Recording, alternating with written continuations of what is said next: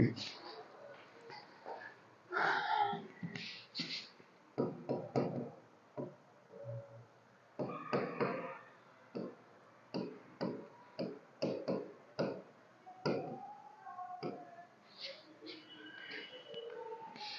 Evening भाई सभी को। तो सबसे पहले अपन जो क्लास 12 का जो टॉपिक हमने अधूरा छोड़ा था, उस टॉपिक का नाम था सिंथेसिस। उस टॉपिक को आज पूरा कर लेते हैं, जितना हो सकता है, जितना कवर अपन कर पाएंगे उतना इसको देख लेते हैं, ठीक है। इस टॉपिक के अंदर जहां तक हमने बातें की थी पिछले वाली वीडियो के अंदर है, सिंथेसिस पार्ट फर्स्ट के अंदर, ठीक है। आज का जो टॉपिक रहेगा वो सिंथेसिस ही रहेगा। और इस टॉपिक के अंदर हम देखो मेनली क्या देखना चाहेंगे कि सिंथेसिस के अंदर हमारे पास क्वेश्चन किस तरीके से देखने को मिलेगा। सबसे पहले अगर हम बात करें तो हमारे सामने कुछ दो सेंटेंस देखने को मिलेंगे और इन दोनों ही सेंटेंस को हमें चेंज आउट करके लिखना पड़ेगा, एक सिंपल सेंटेंस में बनाना पड़ेगा, ठीक है। अच्छा, ऐसा जरूरी नहीं है कि वो सिंपल ही बोलेगा, वो दोनों सेंटेंस को चेंज आउट करवा के वो बोलेगा कि उसको कंपाउंड में चेंज कर दो। तो ये भी एक तरीका है सिंथेसिस बनाने का। फिर ऐसा जरूरी नहीं है वो कंपाउंड ही बोले, वो दो सेंटेंस को देखकर बोलेगा कि आपको इसको कॉम्प्लेक्स में चेंज करना है, कॉम्प्लेक्स में चेंज करना है। अब सवाल यही उठता है कि सर हम बनाए तो बनाए कैसे, सिंपल कैसे बनाए, कंपाउंड कैसे बनाए और कॉम्प्लेक्स कैसे बनाए। जितना आप देख रहे हैं कि सिंपल सेंटेंस होता है वो भी बहुत आसान होता है, कंपाउंड होता है वो भी आसान ही होगा, कॉम्प्लेक्स थोड़ा सा टिपिकल पड़ता है, बाकी आसान ये भी है, इतना टफ पड़ेगा नहीं। देख लेते हैं भाई एक बार कैसे क्या होगा क्या नहीं होगा। तो देखो कुछ सेंटेंस के थ्रू मैं आपको समझाता हूँ कि सिंपल कैसे देखा जाएगा, कंपाउंड कैसे समझाया जाएगा और कॉम्प्लेक्स कैसे समझाया जाएगा। मान लीजिए हमारे पास ये दो सेंटेंस है, Ramesh wrote a letter, he posted it, ये क्वेश्चन है। अब इसको ना वो चाहता है कि आप सिंपल बना दो। सिंपल का मतलब क्या होता है, सिंपल बनाए कैसे जाते होंगे वो देख लीजिए एक बार। सबसे पहले आप ये समझने की कोशिश करिए कि सिंपल सेंटेंस किस तरीके से बनाए जाएंगे। देखो सिंपल सेंटेंस के बारे में अगर मैं सिंगल डेफिनेशन दूं तो मैं ये कहूंगा कि इसमें क्या होता है, एक से ज्यादा सेंटेंस होते हैं, मोर देन वन।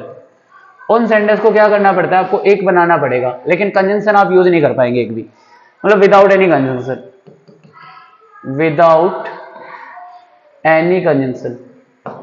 क्या आपको कंजंक्शन तो यूज करना नहीं है और आपको उन दोनों सेंटेंस को जोड़ना है। अब जैसे देखोगे यहाँ पर एक रमेश सब्जेक्ट लिखा हुआ है, ये इसका क्या लिखा हुआ है, प्रेडिकेट लिखा हुआ है। ही अनदर सब्जेक्ट है और पोस्टेड इट इसका क्या है, प्रेडिकेट लिखा हुआ है। अब करना क्या है, इन दोनों सेंटेंस को एक करना है, एक बनाना है, लेकिन आपको ना इनके बीच में कोई कंजंक्शन यूज नहीं करना आपको किसी भी तरीके से। तो अब कैसे पॉसिबल हो पाएगा, इन दोनों को कैसे क्या करेंगे। तो इसके ना कुछ सिंपल बनाने के ना कुछ फॉर्मेट होते हैं, वो देखिए जरा इधर देखिए। अगर हम सिंपल सेंटेंस की बात करेंगे तो मैं डायरेक्ट आता हूं कि सिंपल सेंटेंस बनाने के लिए आपको पार्टिसिपल की जरूरत पड़ेगी। इन पार्टिसिपल्स की अगर हम बात करें तो पार्टिसिपल्स के अंदर हमें जो देखने को मिलता है, देखो क्या मिलता है, वर्ब के साथ आईएनजी यानी प्रेजेंट पार्टिसिपल। फिर दूसरा अगर मैं देखूंगा तो मैं देखूंगा इसमें हैविंग प्लस वर्ब की थर्ड फॉर्म, वो होता है परफेक्ट पार्टिसिपल, ठीक है। अच्छा कई बार ना ये पैसिव भी यूज कर लेता है, हैविंग बीन प्लस वर्ब की थर्ड फॉर्म, ये एक्चुअल में बनाया जाता है पैसिव पार्टिसिपल में, होता कुछ नहीं है पैसिव पार्टिसिपल नाम की कोई चीज, बाकी मैंने इसको एक नाम दे दिया, थोड़ा सा याद रह जाएगा। अच्छा इसके अलावा इन्फिनेटिव को यूज करके बना सकते हो, टू प्लस वर्ब की फर्स्ट फॉर्म, ये होता है यूजिंग इन्फिनेटिव।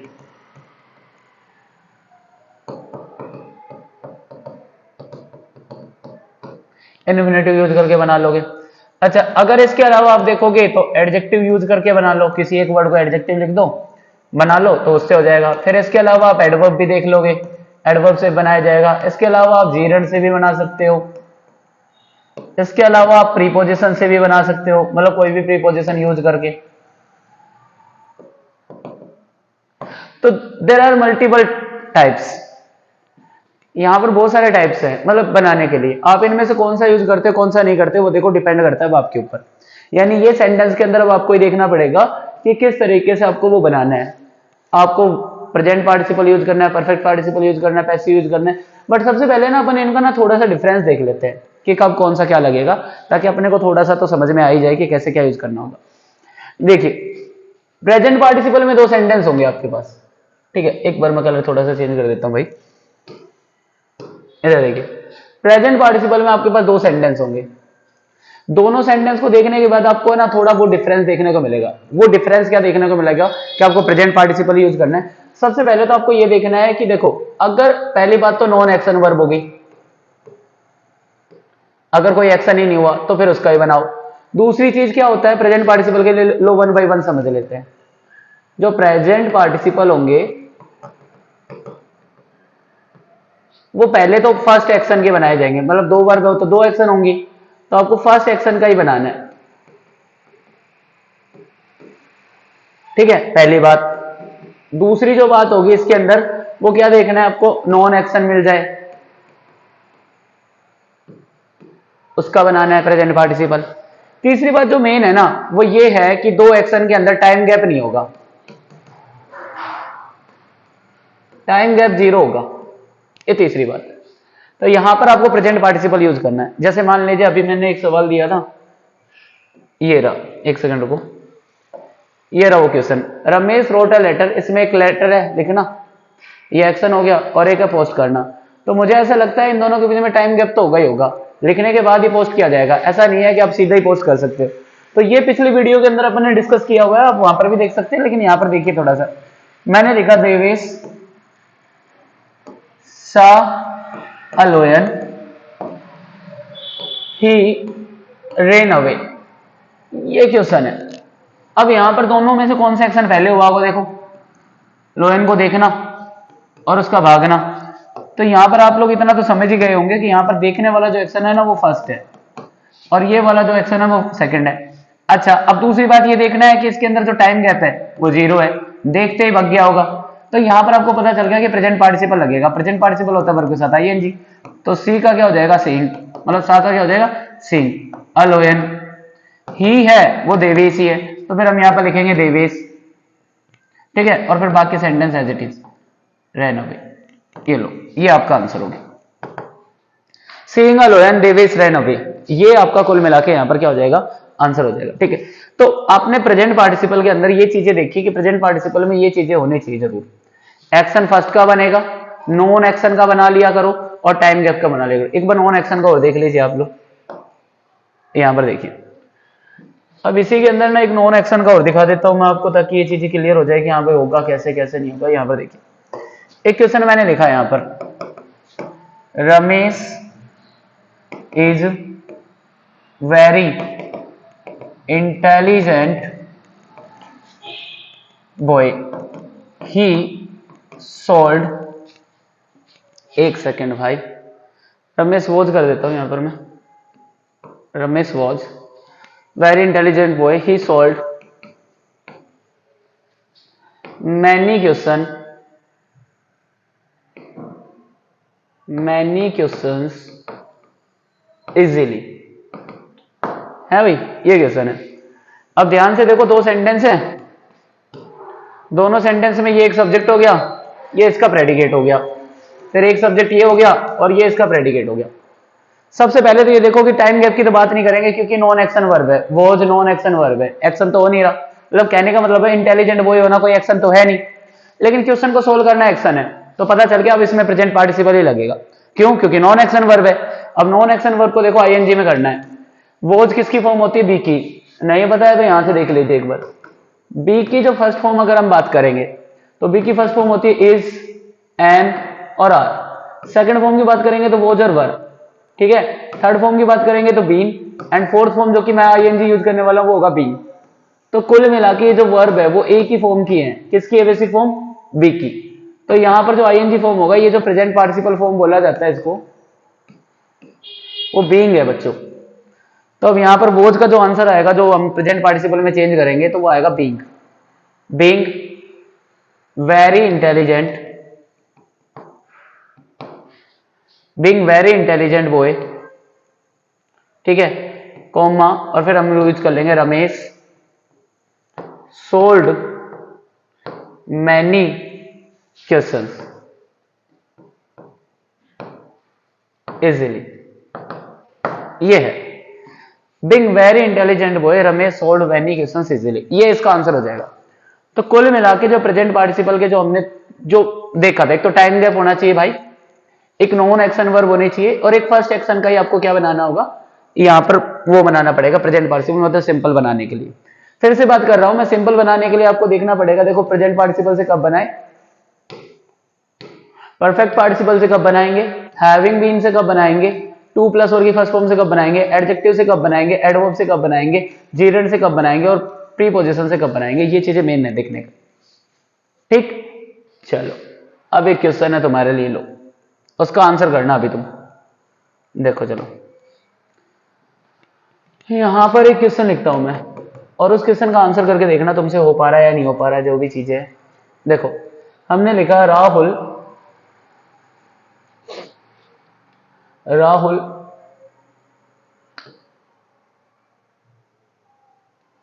वही क्वेश्चन एक बार फिर से एक बार रिपीट कर देता हूं मैं। देखो यहां पर एक छोटा सा क्वेश्चन लिखता हूं मैं भाई, कि Rahul wrote a book, he published it yesterday। अब इसको क्या बनाना है, सिंपल बनाना है आपको। ये देखो राहुल ने एक बुक लिखी और उसको पब्लिश किया था कल, ठीक है। अब लिखी कब थी ये पता नहीं है, लेकिन पब्लिश कब किया होगा, कल किया होगा। यहां पर देखने को मिला एक सब्जेक्ट राहुल है, और उसका जो प्रेडिकेट है वो यहां से यहां तक है, फिर अनदर सब्जेक्ट और है, फिर उसका प्रेडिकेट है वो यहां से यहां तक है। लेकिन तुम्हें ना इसके अंदर ना प्रेजेंट पार्टिसिपल नहीं लगाने को मिलेगा, क्यों, क्योंकि देखो पहले लिखा होगा उसने, मतलब ये काम कंप्लीट किया होगा, ठीक है, उसके बाद पब्लिश किया होगा, मतलब दोनों में टाइम गैप है। तो अगर टाइम गैप 0 होगा तो ही लगा सकते हो आप लोग, तो वैसे तो लगा नहीं पाओगे। तो यहां पर आपको नया पार्टिसिपल यूज करना पड़ेगा, जिसका नाम होगा परफेक्ट पार्टिसिपल। ये लो, परफेक्ट पार्टिसिपल में क्या होता है, हैविंग प्लस वर्ब की थर्ड फॉर्म। देखो इसकी भी कुछ कंडीशन एंड टर्म्स हैं, कब लगाया जाएगा। पहले टर्म और कंडीशन ये होते हैं, ये शो करता है कंप्लीशन ऑफ एन एक्शन, जो एक्शन हो रहा है उसकी कंप्लीशन को शो करेगा। दूसरी क्या होती है, टाइम गैप भरपूर होता है, टाइम गैप पूरा होता है इसके अंदर। तो ये दो सिचुएशन के ऊपर आप लोग यहां पर ये चीजें लगाएंगे परफेक्ट पार्टिसिपल। तो परफेक्ट पार्टिसिपल कब लगाया जाएगा, वो दो सिचुएशन पे। अब देखो यहां पर पहले लिखा होगा, कंप्लीट किया होगा, और फिर क्या किया होगा, पब्लिश किया होगा। चलो अब इसका आंसर क्या हो जाएगा, देख लो जरा, आंसर तुम्हारे सामने है भाई। यहां पर क्या लिखोगे, रोड का क्या करोगे, हैविंग प्लस और की थर्ड फॉर्म, तो आपने लिखा having written a book, having written a book, और फिर लगा दिया कोमा, और फिर पता है ही कौन है, राहुल ही है। तो ये लो, राहुल पब्लिश्ड इट और यस्टरडे, ये लो, ये है। अब एक ना पिछला क्वेश्चन डिस्कस कर लेते हैं, पहले जो क्वेश्चन लिखा था देखो स्टार्टिंग में, ये लो, जैसे ये वाला क्वेश्चन लिखा हुआ था, Ramesh wrote a letter he posted it, same ही बात है, having written a letter Ramesh posted it, हो जाएगा क्लियर। अब तुम्हारे लिए क्वेश्चन है, देखो जरा, ये लो वो क्वेश्चन,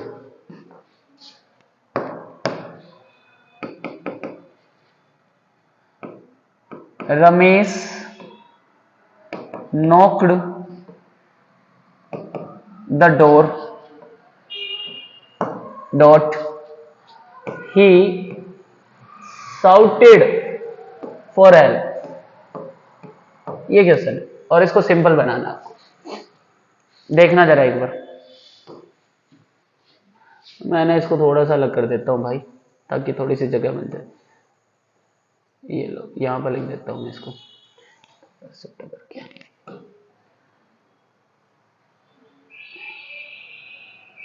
ये लो। अब आपके पास इसको ना सिंपल बनाने का तरीका ढूंढना है कि सिंपल बनेगा क्या। चलो अब पहले देखो यहां पर दो एक्शन है, सबसे पहला काम तो ये देखो कि कौन सा काम पहले हो रहा है, दरवाजे पर नॉक करना या चिल्लाना हेल्प के लिए। तो तुम डिफाइन ही नहीं कर पाओगे कि चिल्लाया पहले था या फिर नॉक पहले किया था, ये डिफाइनिंग हो नहीं पाएगा। तो इसमें ना ये काम पहला मानोगे या ये काम पहला मानोगे, पहली बात तो ये डिफरेंस खत्म हो गया। तो इसकी ना एक खूबी है कि आप इसका ना पार्टिसिपल चेंज करोगे ना, तो इसके साथ कर लो चाहे इसके साथ कर लो, दोनों के साथ बेटर रहेगा, किसी के साथ करो। बाकी हर किसी में होता नहीं है। एक टाइम गैप तो होगा ही नहीं, एक साथ भी हो सकता है ना ये दोनों काम भाई। भाई चिल्लाते चिल्लाते दरवाजे को नॉक कर ले, ठीक है, और नॉक करते करते दरवाजे वो सॉरी नॉक करते करते वो चिल्ला भी सकता है, ठीक है।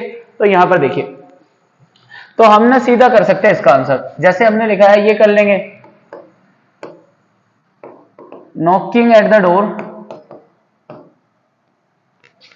ही का क्या कर लेंगे भाई, यहां पर एट और कर लेना, knocking at the door Ramesh shouted for help,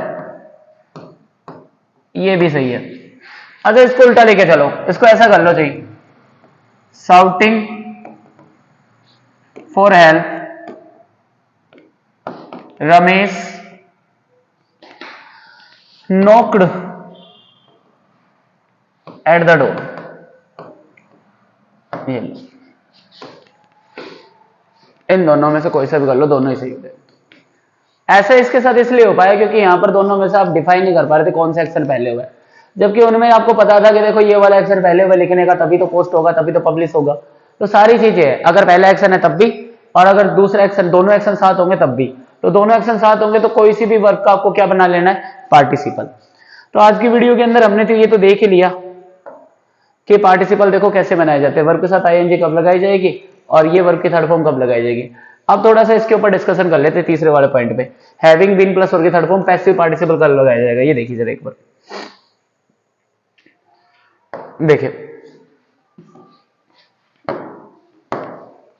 अब अगर हम तीसरे की बात करें, हैविंग प्लस बीन और प्लस वर्ब की थर्ड फॉर्म, ये ना एक्चुअल में क्या लगाया जाता है, पैसिव पार्टिसिपल होते हैं। अब पैसिव पार्टिसिपल क्यों बोले जाते हैं, क्योंकि देखो पैसिव वर्ब का ही बनाया जाएगा, हर किसी का नहीं बनाया जाएगा। मतलब अगर आपको दो सेंटेंस है और दोनों सेंटेंस में से कोई भी एक सेंटेंस के अंदर आपको ऐसा दिख रहा हो, इज, एम, आर, वॉज, वर या बीन, इनके बाद आपको अगर वर्ब की थर्ड फॉर्म देखने को मिल रही है तो फिर आपका यही लगेगा, दूसरा कोई यही नहीं, इससे ही बनेगा। अब इज, एम, आर, वोज, वर या बीन के साथ थर्ड फॉर्म मिल रही है तो वो पैसिव में लिखा हुआ है और फिर उसको पैसिव से ही बनाओ। जैसे एक क्वेश्चन में देखना समझना, हमने लिखा द जॉब, एक सेकेंड, हमने लिखा the job was finished dot he went to his home, वो अपने घर चला गया, जॉब को खत्म किया और वो अपने घर चला गया। अब इस क्वेश्चन का आंसर क्या होगा, ये देखो जरा एक बार सोच के समझना। The job was finish, he went to his home. अब यहां पर जो वॉज फिनिश लिखा हुआ है ये पैसिव वॉइस में लिखा हुआ है, एक सेकेंड भाई, ये जो वॉज फिनिश लिखा हुआ है ना वो पैसिव वॉइस में लिखा हुआ है।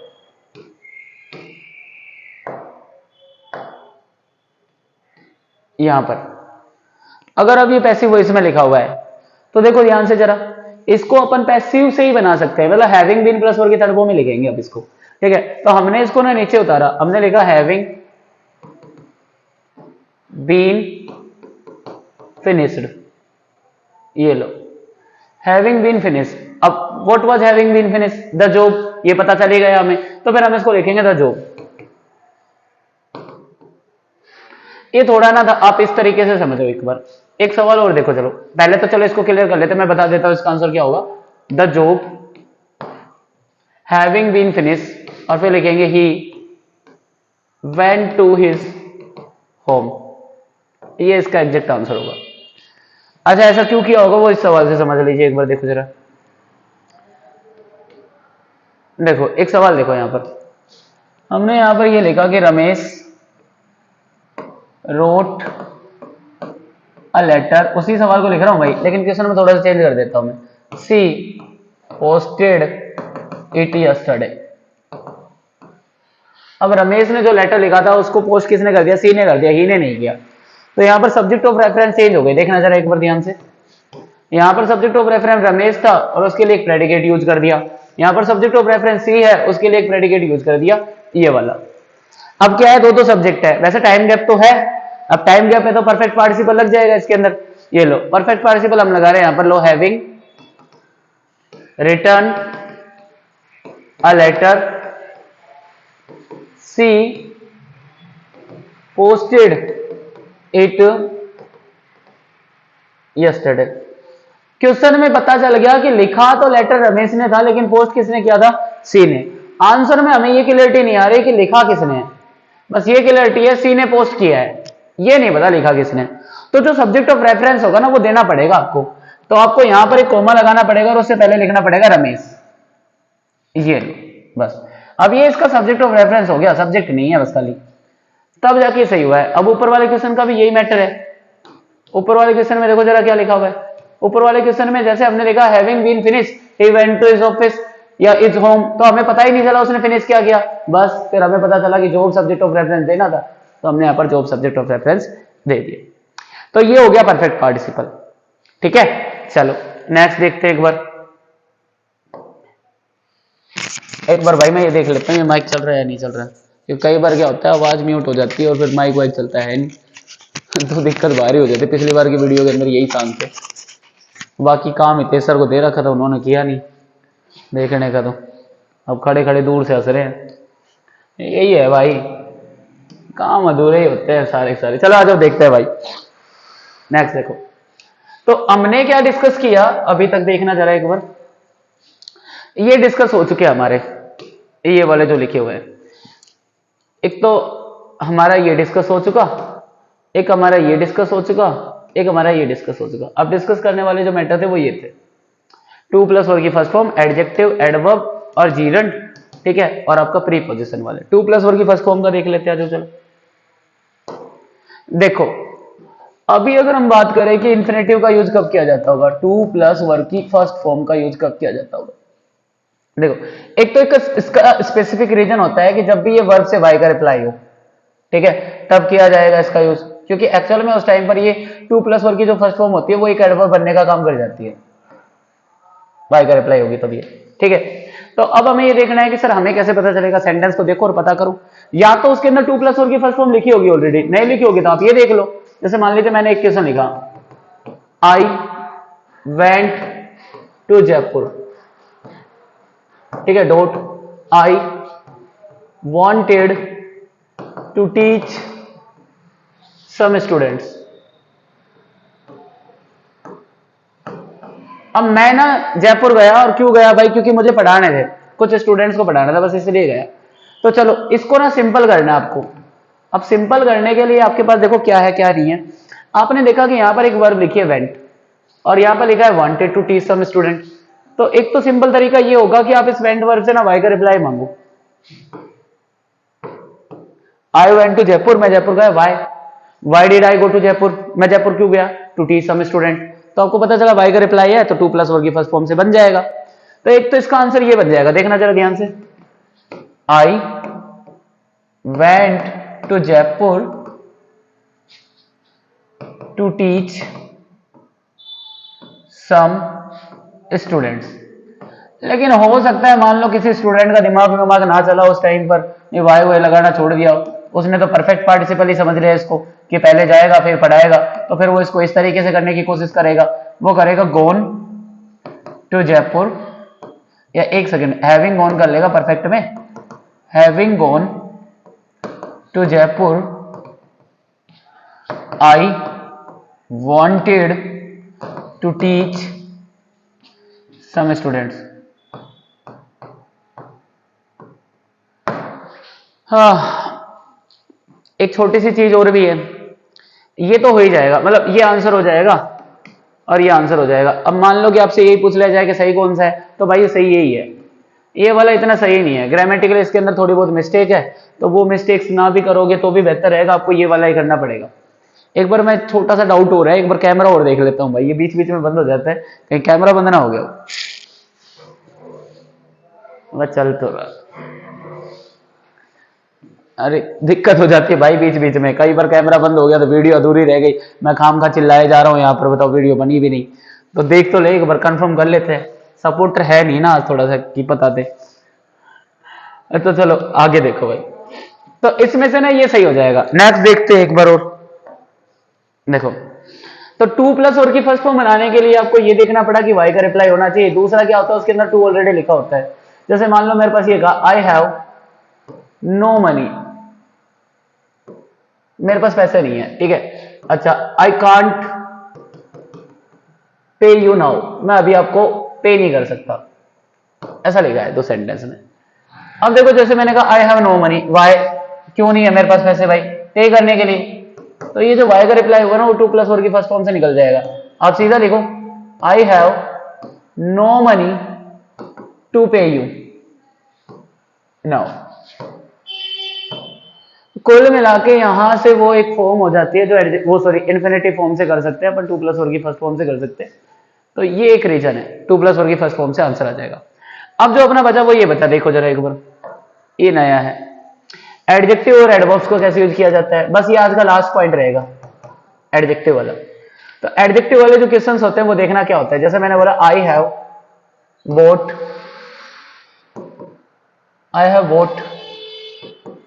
द बुक, और मैंने कहा इट वॉज वेरी कॉस्टली। अब है क्या, आप अपना दिमाग लगाओ, दो सेंटेंस है, दोनों को एक करना, लेकिन कंजंक्शन यूज नहीं करना। कैसे करोगे, तो आपको पता चला जो ये कॉस्टली वर्ड जो लिखा हुआ है ना वो इस बुक के लिए ही है, देखो ध्यान से। अब होता क्या है, एडजेक्टिव की एक खास बात होती है, एडजेक्टिव जो होते हैं वो नाउन से पहले लगाए जाते हैं। कोई भी नाउन वगैरह यूज किया जाता है उससे पहले, बाद में भी लगते हैं लेकिन वो थोड़ा सा अलग मेथड है, लेकिन पहले लगाए जाते हैं। तो आपको अगर ऐसा सुटेबल हो रहा है कि जो लास्ट वर्ड है वो उससे पहले लग पा रहा है, तो आपको सब चीजों को खा जाना है, बाकी उसके साथ लगा देना है। आंसर देखो क्या आ जाएगा, आंसर ये आ जाएगा भाई I have boat the costly book, ये आंसर हो गया। अब एक क्वेश्चन और भी है, देखो जरा एक क्वेश्चन, मैंने कहा Ramesh saw a dog, it was half dead,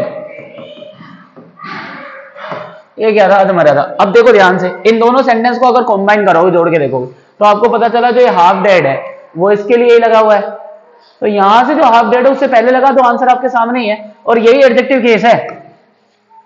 Ramesh saw a half dead dog, ये लो। तो कुल मिला के एडजेक्टिव बड़ा आसान है, लास्ट वर्ड देखो अगर उसके लिए लग रहा है जो कि एक्चुअल में जो ऑब्जेक्ट लिखा हुआ है, तो बस उससे पहले लगा दो, आपका आंसर आपके सामने क्लियर हो जाएगा। ठीक है, चलो अब ये छोटी सी बात और कर लेते हैं।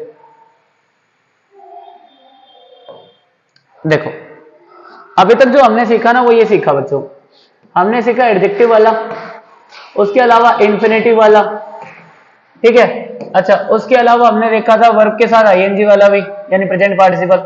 उसके अलावा जो हमने देखा था वो हैविंग प्लस वर्ब की थर्ड फॉर्म वाला भी देखा, परफेक्ट पार्टिसिपल। उसके अलावा हैविंग बीन भी देख लिया,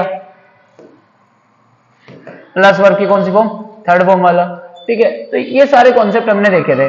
अच्छा, इसके अलावा हमने अभी देखा था इन्फिनेटिव वाला, वही था भाई टू प्लस वर्ब की फर्स्ट फॉर्म वाला, ठीक है। एडजेक्टिव वाला जो लास्ट क्लास में डिस्कस किया था, वर्ब के साथ आईएनजी जो प्रेजेंट पार्टिसिपल था, ये डिस्कशन किया था। अभी जो आपका पेंडिंग रह जाएगा वो रह जाएगा एक तो एडवर्ब वाला, ठीक है, एक हो जाता है केस इन अपोजिशन, मतलब अपोजिशन वाला केस और रह जाता है सीआईए वाला, ठीक है, CIO sorry, case in opposition वाला रह जाएगा। तो ये वाला जो रहेगा वो अपन नेक्स्ट वीडियो में कुछ क्वेश्चंस के साथ डिस्कस करेंगे, ठीक है। तब तक के लिए आप इस वीडियो को पूरा देखें, नोट करें, समझें और क्वेश्चंस करने की कोशिश करें। उसके बाद अपन नेक्स्ट वीडियो के अंदर मैं कुछ क्वेश्चंस के साथ मिलूंगा, इनके क्वेश्चन, और फिर हम डिस्कस करेंगे कंपाउंड वाला अगले वाली वीडियो के अंदर। तो अगले वाली वीडियो के अंदर कल ही मिल जाएगा आपको, जो कि कंपाउंड वाला रहेगा। कंपाउंड के साथ साथ आपको ये सारी चीजें देखने को मिलेंगी, ठीक है। एडवर्ब और सीआईओ ये क्वेश्चन से ही करवा दूंगा, मुझे ज्यादा बड़ा कुछ है नहीं, ठीक है। तब तक के लिए ये कुछ आधे घंटे की या फिर लगभग 35-40 मिनट की वीडियो होगी, ये पूरा देख लीजिए, आपका ये सिंपल वाला तो क्लियर हो जाएगा, ठीक है। चलो भाई, हाँ लो आधे घंटे की